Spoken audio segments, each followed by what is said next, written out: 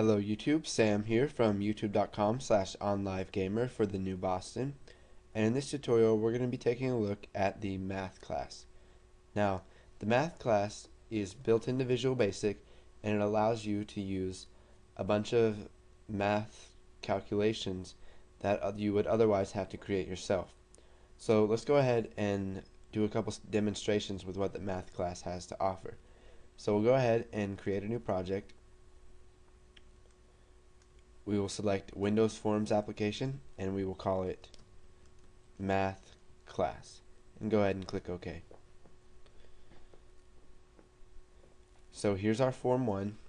We're going to go ahead and shrink it down and we will add two things. We will add a list box and we'll add a couple buttons here.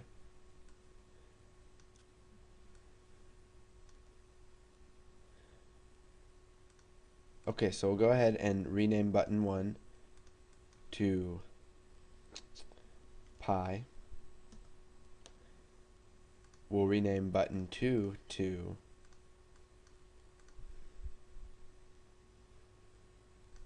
square root. So we'll just go ahead and type square root.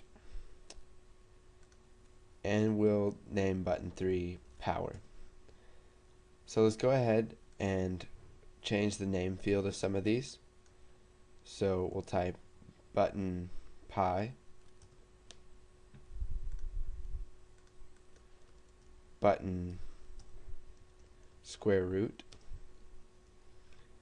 and we'll do button power.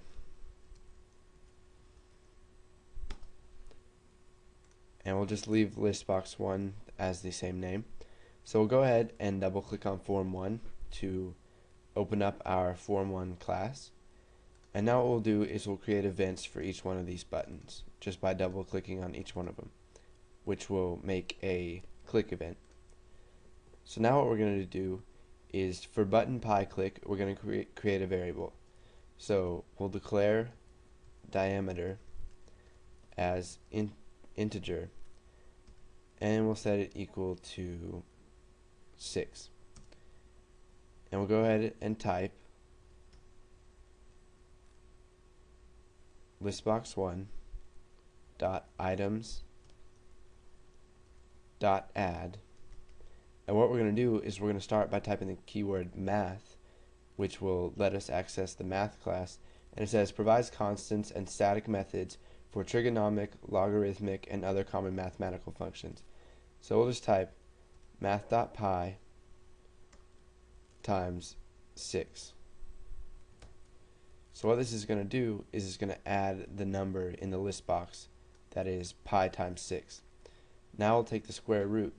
So we'll declare num as integer and we'll set it equal to 64.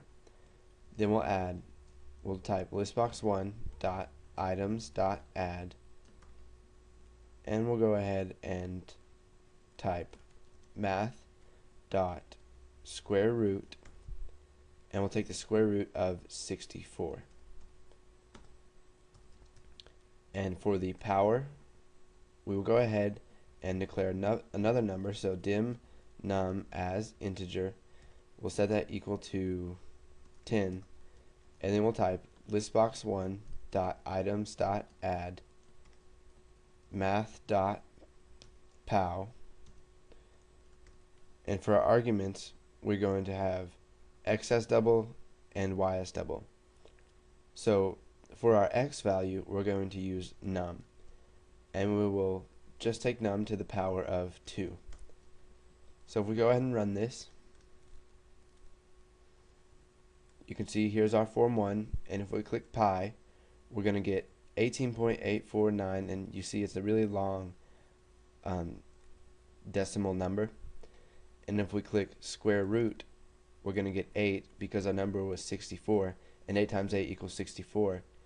And then if we click power, we're going to get 100, which is 10 to the power of 2.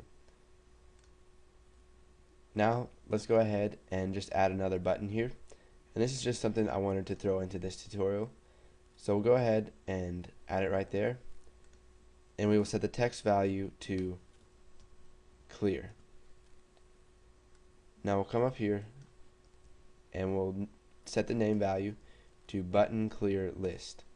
Now we'll go ahead and double click on this, and we will type listbox1 dot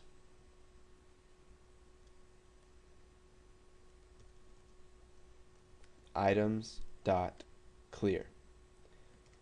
So what this is going to do is it's going to clear everything out of the list box. So if we go ahead and run this, we can click power, square root, pi, and we can do that as many times as we want. And then if we click clear, it will clear everything out of our list box, and it will give us a clean list box to start with. So go ahead and play around with the math class.